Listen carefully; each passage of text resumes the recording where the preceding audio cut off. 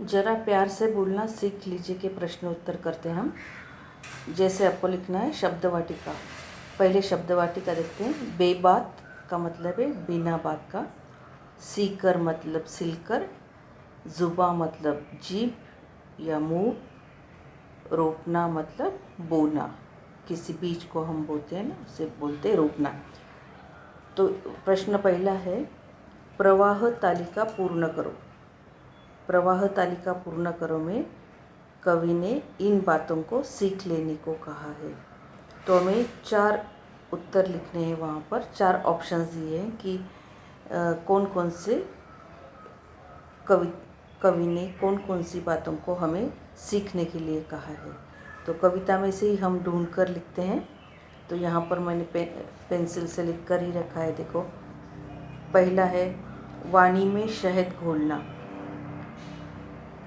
कवि इन बातों को सीख लेने के लिए कहता है कि पहला है वाणी में शहद घोलना सीखना है हमें।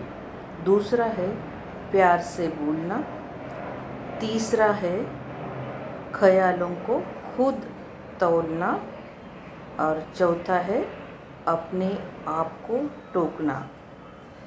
तो इन 4 बातों को हमें सीखना है। ऐसे ये इस कविता में हमें सिखाया है, कवि ने कहा है। उसके बाद हम चलते हैं दूसरे प्रश्न की ओर। दूसरे प्रश्न में दूसरा प्रश्न है उत्तर लिखो। दूसरे प्रश्न में कौन कौन से 3 प्रश्न है। कांटे बोने वाले। तो कविता में क्या है? कांटे बोने वाले कौन सी ऐसी चीज़ है, ऐसी कोई तो चीज़ है। तो वो क्या चीज़ है? कवि क्या कहते हैं? कांटे बोने वाली वो चीज़ है कटु वचन। जो हमारे मुंह से निकलते हैं वो कटु वचन, जो कड़वे वचन, जो कड़वी बात हम कहते हैं वो कटु वचन। कटु वचन मतलब वो बिल्कुल भी मीठी नहीं होती है। उसके बाद है चुभने वाली। चुभने वाली कौन सी बात है? कविता में कवि कहते हैं बात बेबात, मतलब बिना बात की कोई भी बात हम कहते हैं जो किसी को लगती है, चुभती है, वो है चुभने वाली बात। तो चुभने वाली बात का जोड़ियाँ लगाओ में क्या आएगा? बात बेबात। बात बेबात चुभने वाली है। और कटु वचन कैसे हैं? कांटे बोने वाले। और फटने वाले क्या है? फटने वाले का अर्थ है पटाखे की तरह। पटाखे जो हम दिवाली में पटाखे उड़ाते हैं ना, वो पटाखे। तो पटाखे फटने वाले क्या है? पटाखों की तरह फटने वाले। ये 2 प्रश्न हो गए हमारे। और अपने पाठ्यपुस्तक में जितने भी प्रश्न हैं वो सभी प्रश्न इतने आसान होते हैं कि वो प्रश्न हमें अपने कविता में से या अपने पाठ में से ही ढूंढ कर लिखने होते हैं। तो इसलिए वो कहीं कुछ और सोचने की ज़रूरत नहीं। सिर्फ अपना पाठ खोलो या अपनी कविता खोलो और उसमें से ही उत्तर ढूंढो। और सभी उत्तर इस प्रकार है कि जैसे इस साल तुम्हें सिर्फ छोटे छोटे उत्तर आते हैं उसके। पिछले साल से हमें ऐसे ही उत्तर आते हैं जो ऑप्शंस होते हैं। तो हमें उसमें से ही उत्तर ढूंढने हैं। तो कविता में से या पाठ में से हमें ऐसे छोटे छोटे उत्तर ढूंढने हैं। और इसका उद्देश्य ये है कि तुम लोगों को वो पढ़ना आना चाहिए, वो परीक्षित पढ़ना आना चाहिए। उसमें क्या दिया है वो देखना आना चाहिए। उसके बाद है प्रश्न तीसरे की ओर हम चलते हैं। चुप रहने के 4 फायदे लिखो। तो चुप रहने के 4 फायदे क्या है? तो हम देखते हैं कि अगर हम जहाँ पर बहुत ज़्यादा बातचीत होती है या बेबात की, जैसे बिना वजह की बातचीत होती है या कोई आर्ग्यूमेंट होती है या कोई बिना बात के बहुत सारी बातें बोल ली जाती है जहाँ पर, तो वहाँ पर हमें चुप कैसे रहना है। अगर हम चुप रहते हैं तो उसके क्या फ़ायदे हैं, तो उसके कौन कौन से फ़ायदे हैं। जब हम चुप रहते हैं, जब कभी झगड़ा होता है या कभी परिवार में भी कभी कभी ऐसे आर्गुमेंट होती है, या कभी कभी अपने दोस्तों में के बीच में, कभी कभी हम स्कूल में, क्लास में, जब इस प्रकार की बातें होती है तो एक दूसरे पर आवाज़ उठाते हैं हम। तो इस प्रकार जब हम उस वक्त अगर हम चुप रहते हैं तो उसके कौन कौन से 4 फायदे हैं, उसके 4 फायदे देखते हैं हम। चुप रहने के 4 फायदे हैं। चुप रहने से ऊर्जा की बचत होती है। अभी ये ऊर्जा की बचत क्या है, जो हमारी एनर्जी होती है, वो हमारी एनर्जी हम अच्छी बातों में अगर लगाते हैं तो उसका फ़ायदा हमें भी होता है और उसका फ़ायदा दूसरों को भी होता है। तो कवि क्या कहते हैं कि अपनी जो एनर्जी है उसकी बचत होती है। अगर हम बिना वजह किसी से झगड़ा नहीं करते तो ऊर्जा की बचत होती है, एनर्जी की बचत होती है। तो एनर्जी वहाँ पर बच जाती है अच्छे कामों के लिए। अगर हम अपनी एनर्जी ऐसे बुरे कामों में गंवा देते हैं तो फिर क्या होता है, उसका कुछ फ़ायदा नहीं है। तो बिना वजह क्या फ़ायदा है फिर। अगर हम झगड़ों में जो जिन बातों का कुछ फ़ायदा नहीं है, उन बातों में अगर हम अपनी ऊर्जा खर्च कर देते तो उसका कुछ फ़ायदा नहीं है। तो कवि क्या कहते हैं, चुप रहने से हमारे अंदर जो ऊर्जा होती है, हमारी जो एनर्जी होती है, उसकी बचत होती है। तो पहला है ऊर्जा की बचत होगी, चुप रहने से ऊर्जा की बचत होगी। दूसरी बात क्या है, दूसरी बात कवि कहते हैं कि समय की बचत होगी। तो अगर हम किसी के साथ झगड़ा नहीं करते हैं तो हमारा समय काफ़ी बच जाता है। अगर हम झगड़ों में, आर्गुमेंट्स में अपना समय खर्च कर देते हैं तो उसका कुछ फ़ायदा नहीं होता है, अपना समय बर्बाद होता है। समय तो बर्बाद होता ही है जब तक हम बात करते हैं, एक दूसरे के साथ आर्गुमेंट करते हैं, अपने फ्रेंड्स के साथ आर्गुमेंट करते हैं, हमारा समय तो वही उस वक्त बर्बाद होता ही है। मगर उसके बाद भी हमारी जो मानसिक स्थिति होती है वो हम कुछ काम नहीं कर पाते, हमारा मन अशांत हो जाता है। तो इससे क्या होता है, वक्त की वो जो अपना समय होता है वो बर्बाद होता है। तो कवि क्या कहते हैं, पहला तो है ऊर्जा की बचत होती है, चुप रहने से ऊर्जा की बचत होती है। दूसरा है समय की बचत होती है। अब तीसरा क्या है, तीसरा है मन मुटाव होने की संभावना कम होती है। जब हम आर्गुमेंट नहीं करते, चुप रह जाते हैं, तो हमारे मन में एक दूसरे के प्रति नफ़रत नहीं होती है, या एक दूसरे को हम दुखी नहीं करते हैं, हमारे फ्रेंड्स को, हमारे परिवार वालों को। तो ये जो मन मुटाव होता है वो नहीं होता है।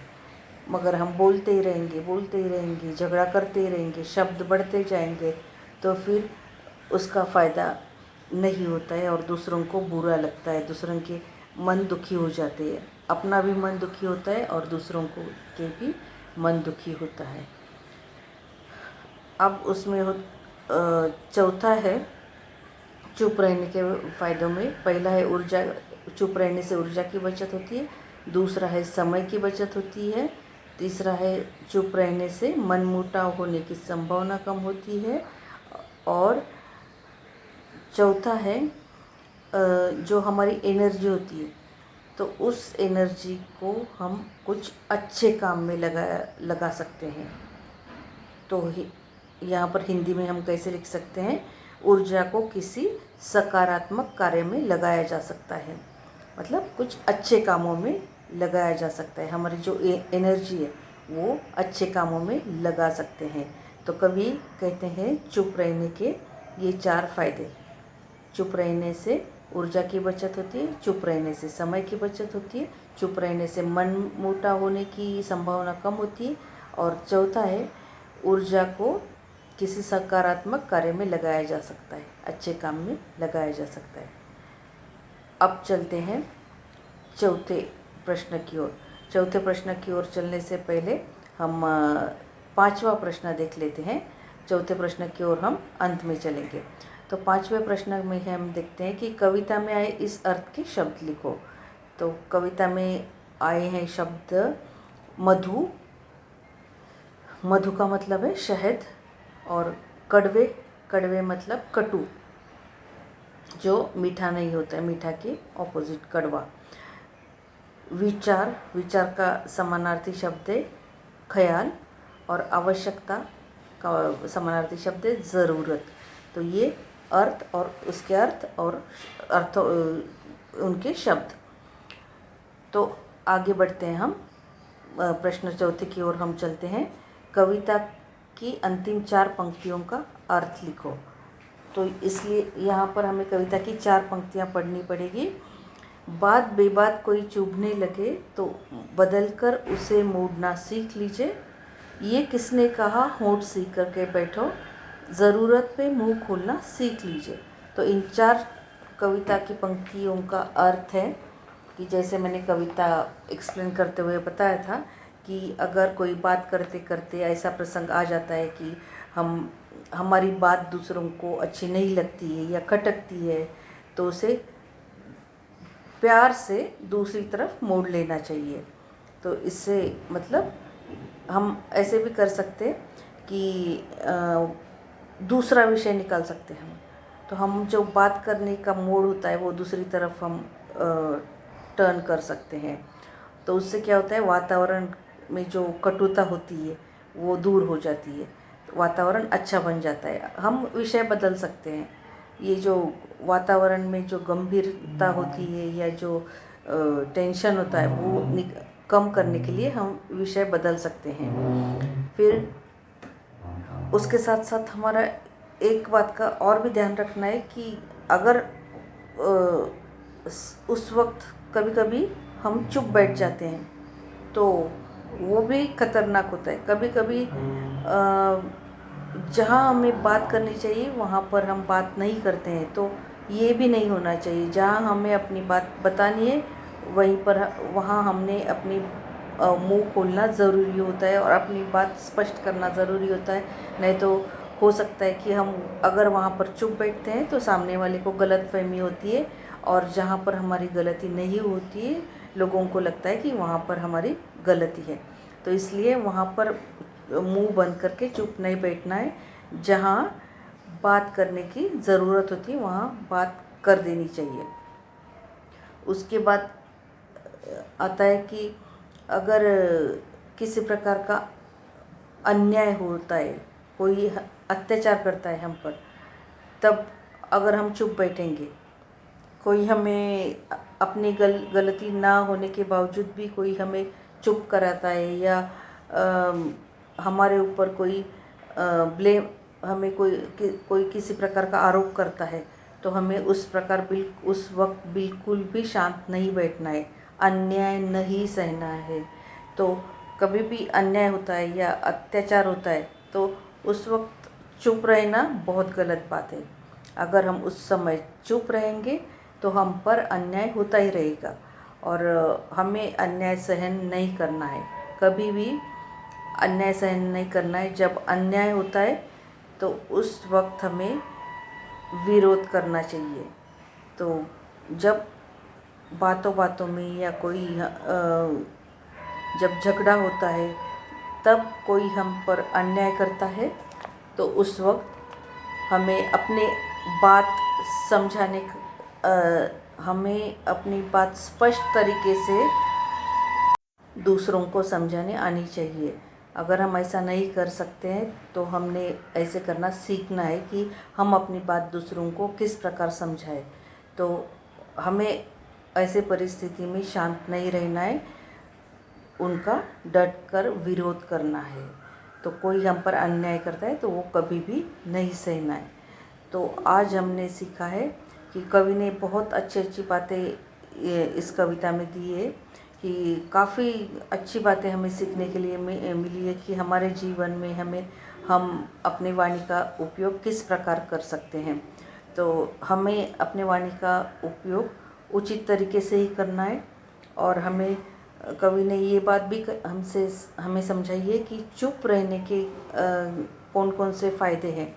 अगर हम उचित समय पर चुप बैठते हैं तो उसके कौन कौन से फ़ायदे होते हैं, और हमें कब चुप रहना है और हमें अपनी बात कब लोगों को समझानी है या हमें कब बोलना ज़रूरी है, इन बातों को कवि ने हमें सिखाई है। तो आपको क्या करना है, ये 4 उत्तर हमने लिखे हैं, 5 उत्तर हमने लिखे हैं। मैंने पर्पसली ये उत्तर लिखा हुआ पेज आपके सामने रखा है तो ताकि आपको वो लिखना आसान पड़े। तो आप ये देखकर प्रश्नोत्तर लिख सकते हैं। एक्चुअली उसकी ज़रूरत नहीं है, पर फिर भी थोड़ी सी मदद के लिए मैंने ये दिया है। तो ये क्लास वर्क में लिखना है और सबमिट करना है।